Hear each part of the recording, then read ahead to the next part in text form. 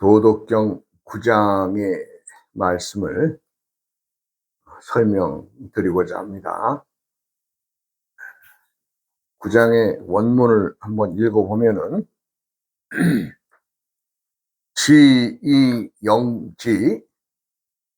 불여기이 최이예지 불가장보 금옥만당 막지능수 부기이교 자유기구 공수신퇴 전지도라고 원문의 말씀만 읽어봤습니다.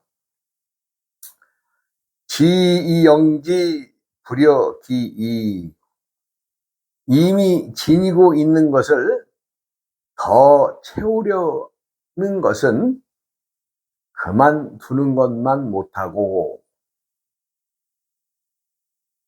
최이예지 불가장보, 충분히 날카로운데 더 버리려 하면 그것은 오래 간직할 수가 없다. 금옥만당 막지능수, 금은 보화가 집에 가득하면 결코 이를 지키지 못할 것이다. 부기이교 자유기구, 부기를 누리면서 교만하면 자연히 스스로에게 허물을 남기게 되며, 공수신퇴 전지도, 공을 세운 후에는 물러나는 것이 천하의 도이다. 이렇게 이제 풀이할 수가 있습니다. 말하자면 이것은 사람들의 그 욕심, 조금 더, 이 정도는, 누가 뭐라고 해도 나는 요만한 것에 대해서 어떤 행위를 할 수 있다고 하는 어떤 자만심, 그런 것들을 경계하는 말이라고 보면 되겠습니다. 이미 지니고 있으면서 내가 좀 가지고 있는 재물이나 말하자면 그 사회적 지위나 모든 것들을 좀 충족히 남이 볼 때는 지니고 있으면서도 그 조금 더 높은 자리, 아니면 조금 더 많은 재산, 이렇게 사람들은 조금 더 이 정도를 하면서 조금씩 욕심을 내죠. 그것을 경계하는 말입니다. 그러니까 이제 우리가 칼날이 잘 갈아져서 좀 어느 정도 좀 쓰기 좋은 칼이 날이 섰는데도 그걸 어떻게 되겠어요? 더 아주 날카롭게 하기 위해서 이 숫돌에다 간다면 어떻게 되겠어요? 그 날의 끝이 넘어가죠. 날이 넘어갑니다. 날이 넘어간다는 얘기는 내가 지금 갈아들고 있는 이 방향의 날이 반대로 누워져 버리죠. 그럼 어떻게 돼요? 또 반대로 이렇게 또 나를 뒤집혀서 또 갈아야 되겠죠. 그렇게 하면 어떻게 됐어요? 괜히 수고로만 있지 더 날카롭게 되는 것이 아니라 그 물건을 망가뜨리는 거죠. 물론 이제 칼을 가는 정성도를 들이는 것은 좋은 것이라고 말할 수 있지만, 충분히 잘 갈린 낫을 좀 더 예리하게 만들어서 사용하고자 하는 그 욕심이죠, 욕심. 그래서 그 욕심을 내면 안 된다, 그런 얘기를 하는 것이고, 금은 보화가 집에 가득하면 결코 이를 지키지 못할 것이다. 이 말은 사람들은 자신이 지니고 있는 그 보물들, 자신이 지니고 있는 재물들, 보화들, 이런 것들을 집에 가득 쌓아두면 이거 지키지 못한다는 것은 참 천고의 이치죠. 왜? 그렇게 되면은 그 재물을 지키기 위해서 자기가 좋은 일을 하고 남에게 좀 이 적선이나 보시를 하고 이런 정신이면 그 재물도 어느 만큼 지킬 수 있을 것이나, 많은 재물을 쌓아두고 그것만을 지키고 있다면 사람은 어리석은 사람이 되게 돼 있고, 누군가는 그 또 재물에 대해서 또 빼앗기 위해서 공격해 들어오는 것은 세상의 이치 아니겠어요? 그리고 부귀를 누리면서 교만하면 자연히 스스로가 허물을 짓게 된다. 왜? 이 부귀 영화는 사람들이 누구나 다 바라는 거죠. 부귀 영화는 사람들이 누구나 다 바라는 겁니다. 본인이 많은 재물을 지니고, 또 어찌 보면 귀한 재물을 지니고 있을 때에는 더더욱 그렇죠. 그러나 사람이 가장 경계해야 될 것은 교만과 아만입니다. 교만과 아만. 교만하면 남에게 자기를 너무나 응? 높이 생각하고 남들에게, 요즘에 우리 흔히 쓰란 말로 갑질한다는 거죠. 갑질하는 겁니다. 그 갑질하는 속에는, 그 교만함 속에는 뭐가 들어있어요? 아만이 들어있죠. 교만과 아만이 들어있으면 그 사람은 부귀영화를 누리는 것도, 또 자신이 지위를 누리는 것도 그냥 스스로 없이 그 자리에서 물러나게 될 것입니다. 왜? 세상은 그러한 사람들을 받아주지 않거든요.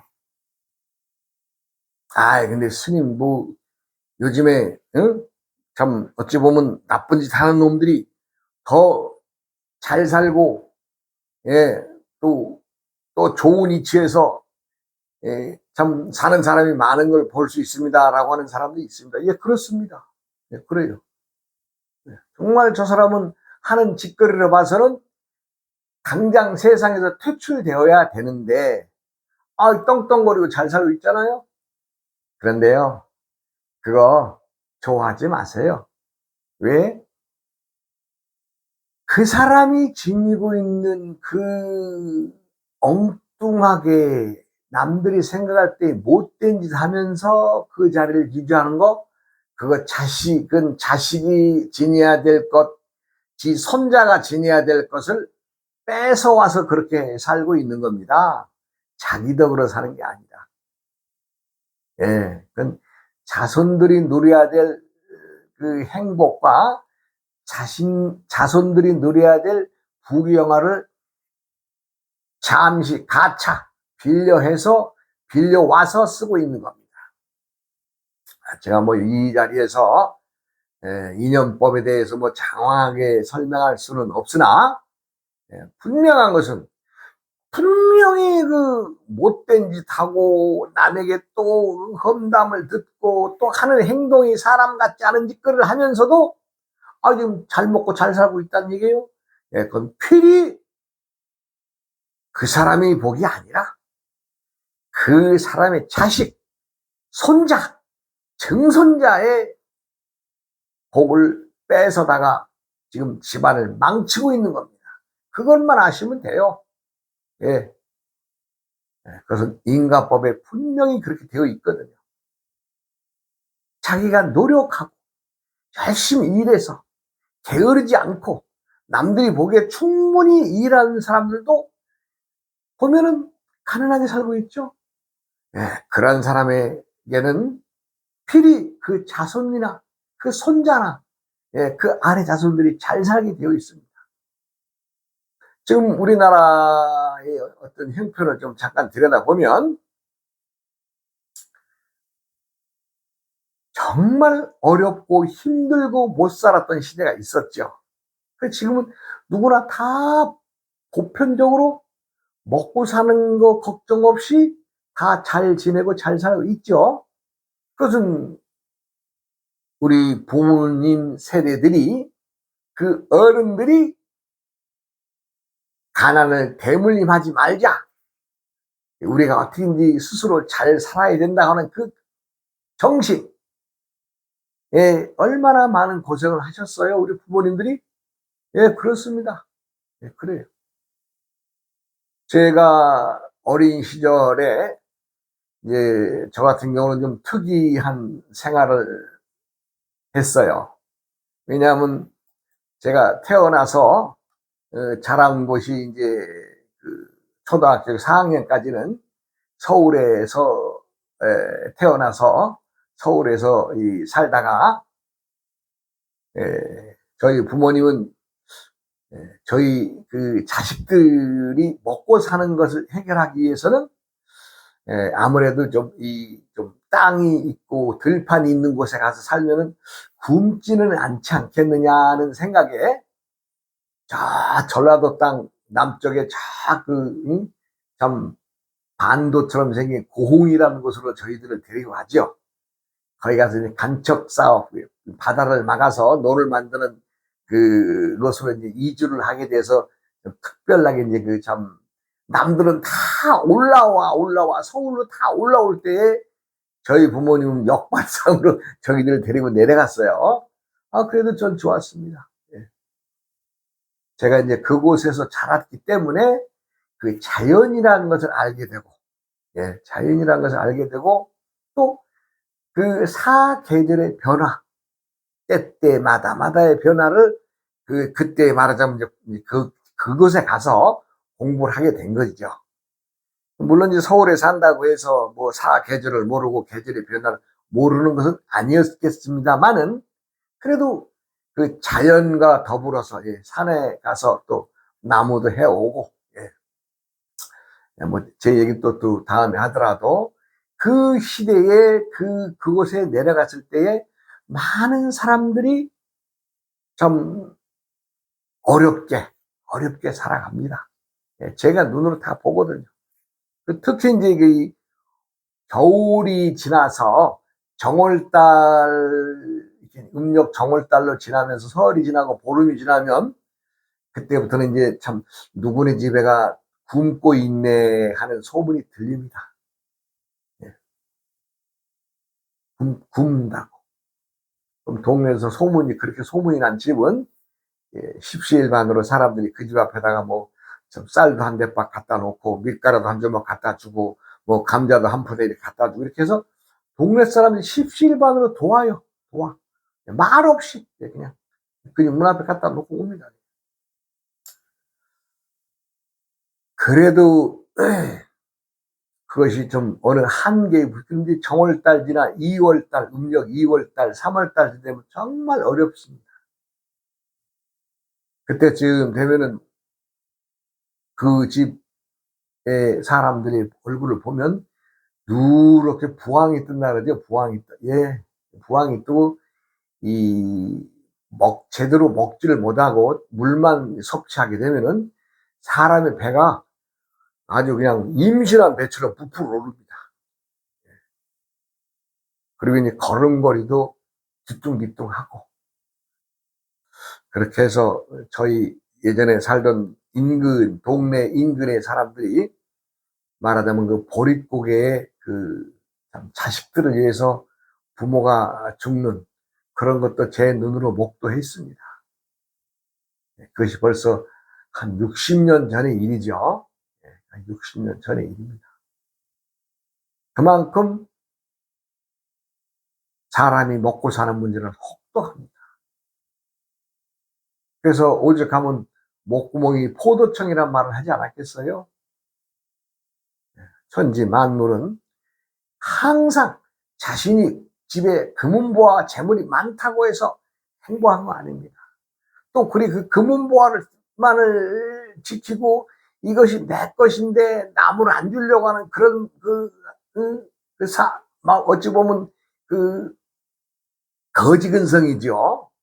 그건 없어서 어려워서 얻어먹는 것이 거지가 아니라 있으면서도 그것을 지키고 더 많이 재물을 갈구하는 그것이 거지근성 아니겠어요? 그러면은 그 사람은 망하죠. 망하게 되어 있습니다. 하늘에서는 절대 그런 사람들을 가만히 두지 않습니다.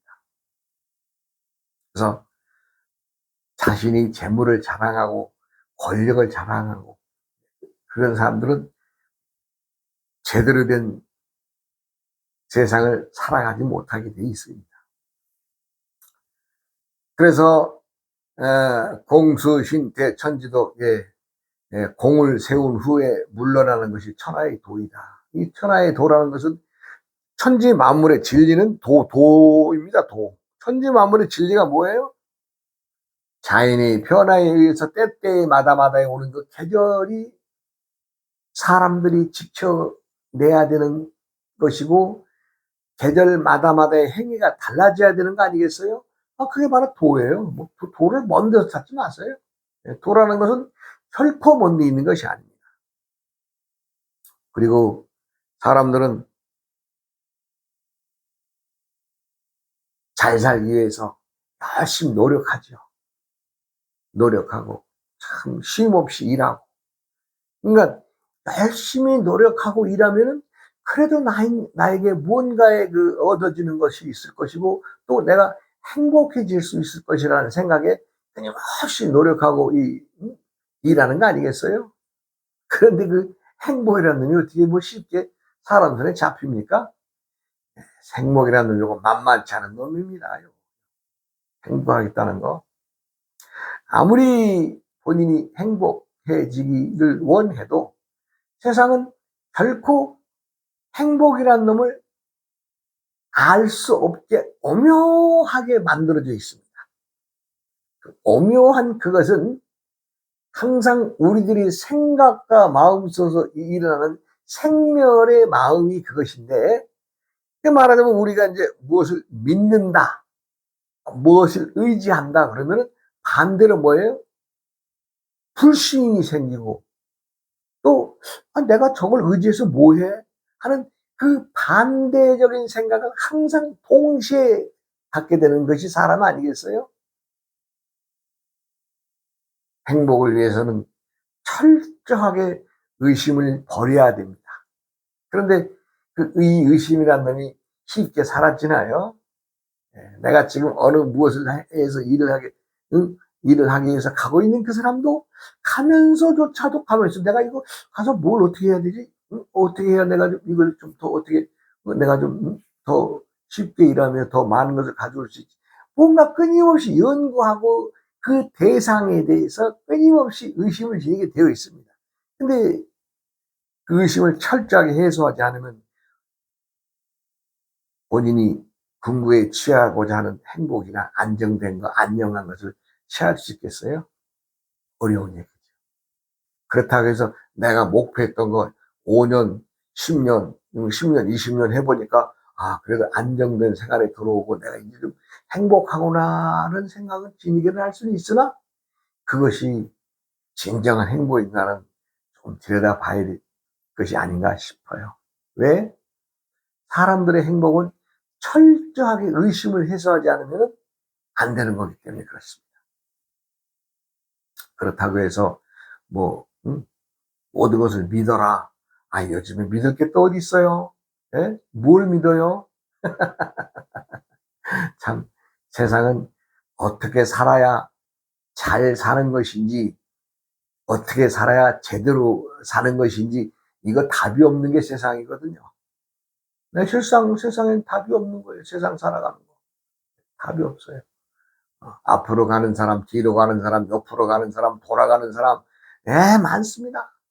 그러나 그들은 다 자기 나름대로 살아가는 방법일 뿐, 그 무엇도 누구와 누구를 탓할 수는 없는 거죠. 내가 지금 어디를 목표로 해서 가고 있다. 그러면은 그 목표를 향해서 가는 길이 돌아가는 사람이든, 똑바로 가는 사람이든, 또 질러서 가는 사람이든, 뛰어가는 사람이든, 서서 가는 사람이든, 모든 형태의 사람들이 다 있을 거 아니겠어요? 그러나 스스로가 의심을 버리고 스스로가 안녕과 평화를 얻기 위해서는 뭐예요? 철저하게 스스로의 의심을 버려야 됩니다. 이것은 분명한 진리이고 답일 것입니다. 의심을 지니고서는 절대 행복할 수가 없습니다. 그 의심은 또 어디서 오느냐? 욕심에서 오는 거지요. 욕심. 내가 조금만 더. 이왕이면 다홍치마라는데 조금만 더. 요게 좀 쌓이는 거죠. 이 욕심. 이거 욕심이 이거 사람을 병들게 하는 건데, 그 이제 옛날에 그 어른들의 그 말씀으로 보면, 예, 욕치 기질이니 선치 기심하라. 필정기심하여 내자도하라 이랬어요. 이 말은 욕심은 반드시 필히 예, 치료해야 할 질병이다. 욕심 조금 내는데 그걸 질병으로 생각해서 치료해야 된다는 겁니다. 먼저 치료하는 방법은 먼저 그 마음부터 치료해야 되며 선지기심해야 하며 반드시 그 마음을 바르게 하여야 되며 필정기심하여야 되며 내자도 스스로 도를 품어야 된다. 이 말은 스스로 사람이 살아가는 정체성을 알아야 된다. 사람의 정체성이 뭐예요? 내가 사람이 사람답게 살아가고 올바르게 살아가고자 하는 정신이 그게 바로 사람이 지니고 살아야 될 정체성 아니겠어요? 그것이 바로 도죠. 뭐 도를 밖에서 찾을 거 없어요. 사람이 사람답게 살아가고자 하기 위해서 해야 될 행동이나 생각이나 움직임의 모든 것들이 도이며 사람의 정체성입니다. 도를 다른 곳에서 찾으려고 하지 마세요. 도라고 해서 내가 누누이 얘기합니다만은 도는 문자나 학문에 들어있는 게 아닙니다. 도는 또 사람의 생활을 벗어난 자연계의 현상을 벗어난 어떤 거 있는 것도 아닙니다. 도는 우리가 살아가야 될 사람이 사람답게 살아가고자 하는 그 마음을 품고 행동하는 그것에 있습니다.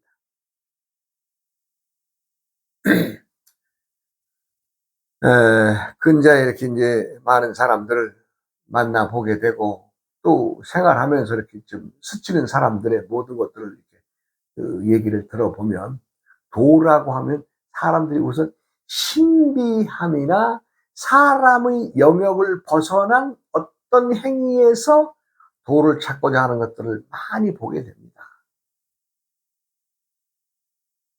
도인이다 그러면 뭐 그냥 참 신비스럽게 생각하고 도인이라 그러면 우리 사람과는 다를 것이다라는 어떤 생각으로 도를 접하게 되죠. 또 그런 사람이 많습니다. 그러다 보니까 우선 배워야 된다. 그래도 도는 배워야 되지 않겠느냐. 그래서 이제 배우는 쪽으로 열심히 들어가죠. 미안한 얘기지만 그러한 사람들은 도를 담을 수가 없습니다. 문자나 학문으로서는 도를 담을 수 없다 이 얘기입니다.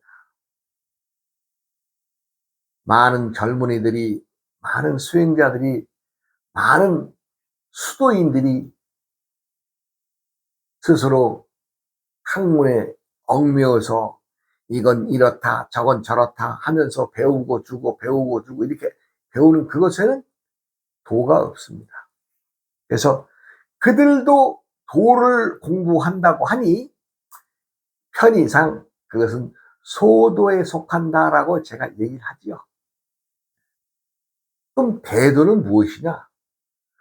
태도의 정의는 사람이 사람답게 살아가고자 하는 그것에 대도가 들어 있습니다. 천하 대도는 문자나 학문이나 글에 있는 것이 아니고 사람이 사람답게 살아가고자 하는 행위, 생각에 있습니다. 천하의 대도는 하늘과 땅과 사람이 하나임을 알아서 천체의 움직임의 변화와 그 변화의 오묘함과 사람이 사람답게 살아가고자 하는 그 맑은 정신에 들어 있습니다. 도라고 하여 특별히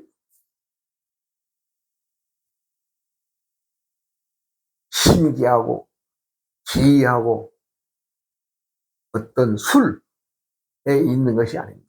그 기술에 있지 않다는 것입니다. 제가 이제 많은 사람들 이렇게 참 공부하면서 저도 한때는 그 문자에 빠져서 아니야 뭔가 알아야 하지 않겠느냐 하는 생각에 나름대로는 그래도 의지해 봤습니다만은 그것은 물론 그렇다고 해서 제가 뭐 그 공부를 잘 못했다는 것은 아닙니다. 누구나 배우면 배운다고 하는 것은 좋은 일이죠. 그러나 천하대도에는 이를 수가 없다. 그 얘기입니다. 천하대도는 그런 어떤 그 아름아름의 배움으로는 천하의 대도를 품을 수가 없다 이 얘기입니다. 그럼 뭐 그들도 도라고 하니까 도를 갈라서 설명을 해야 되겠죠. 그것은 대도와 소도가 있다고 하면 그것은 소도에 속하고 소도에 속한 사람들이 대도를 품고자 하는 것은 어렵습니다. 어려워요. 왜? 자기 자신이 글과 학문으로 머릿속에 담아놓은 아름아름을 꺼내서 버려야 되는데 그거 버리기 힘들거든요. 아니 역대의 그 우리 큰 스님들의 그 행적을 보더라도 글이나 학문으로 대도를 접한 분들은 없습니다. 뭐 많은 그 당나라 시대나 송나라 시대의 그 많은 그 중국의 고승들의 얘기가 우리나라에 많이 그 책으로 해서 문자로 해서 들어와 있어요.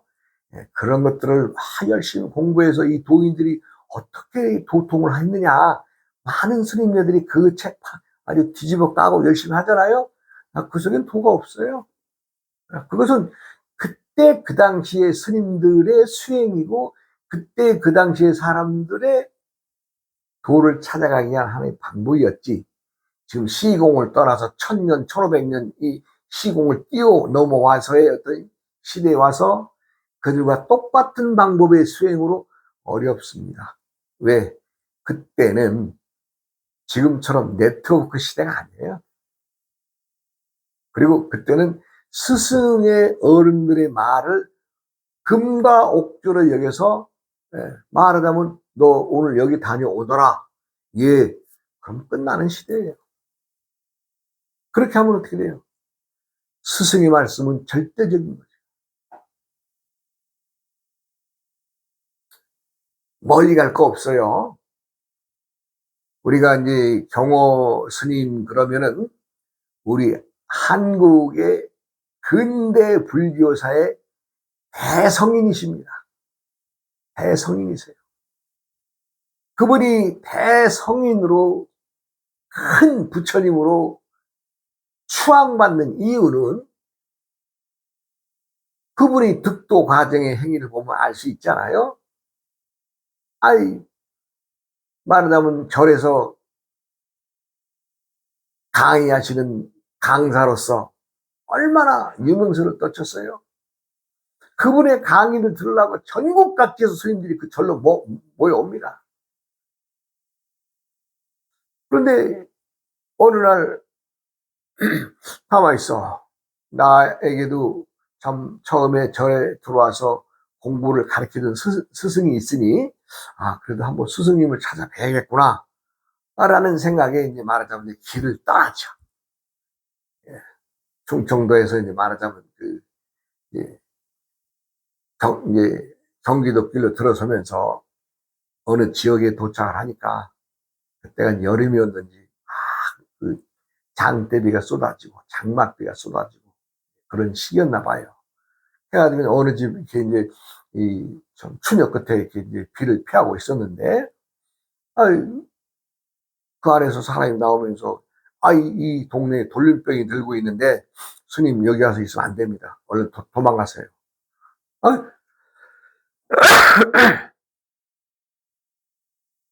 그래가지고 이제 거기서도 이제 내쫓기죠. 그래서 또 어디 요만큼 가서 또 이제 가다가 또 거기서 또 좀 쉬려고 하니까 그 동네에서도 돌림병이 드는 거예요. 그래서 이제 거기서 동네에서 있지 못하고 이제 밖으로 나와서 이제 그 조그만 뭐 움막 같은 거, 뭐 이 그런 것이 있었는지 그참 그것에서 이 비를 피하고 바람을 피하면서 저녁이 돼서 이제 이 생각 저 생각을 하게 되죠. 그러면서 문득 경호 스님이 가만히 있어. '나 이러다 죽는 거 아닌가? 아 죽는 것 아닌가.'라는 그 생각 하나가 딱 머리를 채워들거든요. 가만히 있어. 내가 지금 도인으로서 많은 스님들에게 공부를 가르치는 선생으로서 아 이거 뭐야? 내가 사냐 죽냐 하는 어떤 문제에서 이거 하나 해결 못하고 이거 지금 내가 지금 이러고 있었나? 아 내가 지금 이 돌림병에 죽는 거 아닌가라는 그 생각이 들면서 온갖 잡생각들이 다 몰고 들어오는 거죠. 야 이거 안 되겠다. 이 생사를 버리는 생사를 초탈한 공부를 해야지. 내가 이거 지금 문자나 글자의 어떤 것에 취해서 이것을 취하면 생사를 버릴 수가 없는 일이니 내가 다시 절로 가서 공부를 해야 되겠구나. 그러면서 이제 스님은 절로 오면서 이 마음 공부를 하는 것은 무엇이냐 했더니 본인이 그동안 쭉 공부한 바는 참선하는 방법이 있죠. 그렇게 해서 참선을 하기 위해서 절로 되돌아오시면서 스님들에게 이제 공표를 하죠. 야 오늘부터 나 이 강의 안 하고 나 좀 조용히 좀 내 참선 공부 좀 해야 되겠다 하니 나를 좀 찾지 말아라. 그래도 좀 내 주위에서 시끄럽게 하지 말아라. 이런 얘기를 하죠. 그래가지고 이 문을 안에서 걸어 잠그고 이제 아주 용맹정진하지요. 그런데 어느 날 밖에 스님들이 모여서 하는 얘기가 이제 안에 자동으로 들려오죠. 아우, 그 밖에 스님들이 아이고 콧돌이 없는 소가 되어야 한다는데 이 콧돌이 없는 소가 뭔지 모르겠다고 언제 우리 저 경호 큰 스님이 나오시면 그 스님한테 물어봐야 되겠다고 그런 얘기를 딱 듣습니다. 딱 듣는 그 순간에 경호 스님은 삼천 대천 세계가 다 내 집이구나 하시는 대오 견성을 하십니다. 뭐, 그 스님이 뭐 공부가 뭐 좀 부진하고 공부가 모자라서 그 참선에 임했겠어요? 아니죠. 생사를 가르는 것은 문자 이론이 아니라 정말 마음의 그 뜻, 마음의 선문의 그 부처의 지혜를 담아야 되는 거. 그래서 콧뚜레가 없는 소를 듣는 그 순간에 딱 얻어맞은 거죠. 그래서 이제 스님이 대오 각성하셨다는 얘기가 전합니다. 시간이 됐으니 다음 시간으로 이어가겠습니다.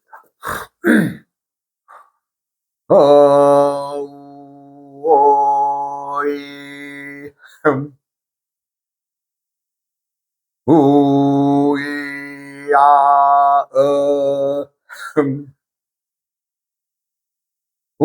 우이야